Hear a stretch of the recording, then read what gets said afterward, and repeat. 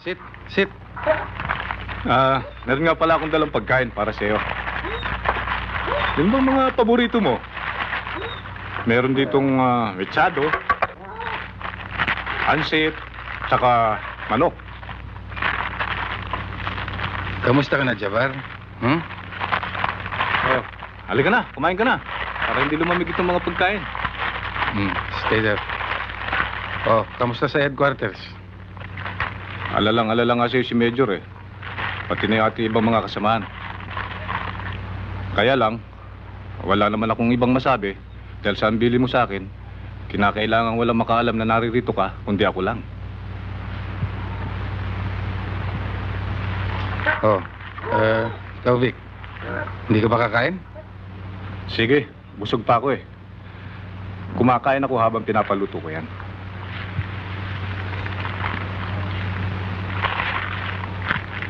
Med? Wala ka bang balak na lumipat sa ibang lugar?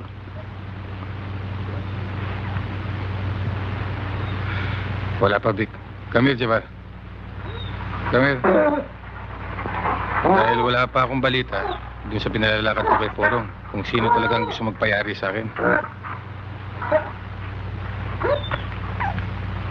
Okay ba yung pagkain? Sarap ba? Oo. Kay Ching ito, ano? Saan pa? Doon lang naman tayo laging kumakain eh. Siya nga pala, si Ching. Pinapakumusta ka? Matagal ka na raw niyang hindi nakikita eh. Anong sabi mo? Ang sabi ko, nasa probinsya ka, nagbabakasyon.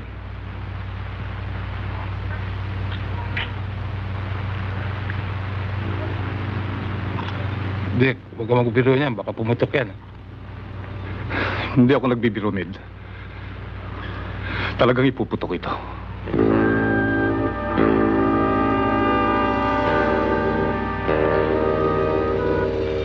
Pati ba naman ikaw, Vic? At bakit? Ano ang akala mo sa akin? Ginawa mo akong parang bibi. Bubusugin mo muna bago mo patayin. Meron pa bang pagkakaiba yun? Kagaya ka rin ng iyong aso. Nagtiwala sa akin. Pulis ka pa naman, Vic. Ano kung pulis? Ano akala mo sa akin? Nagpulis ako para magpakabayani? Hindi. Nagpulis ako para magkaroon ng katungkulan. Para magkaroon ng lakas. Nang pagdating ng araw ay magamit ko sa aking pagyaman.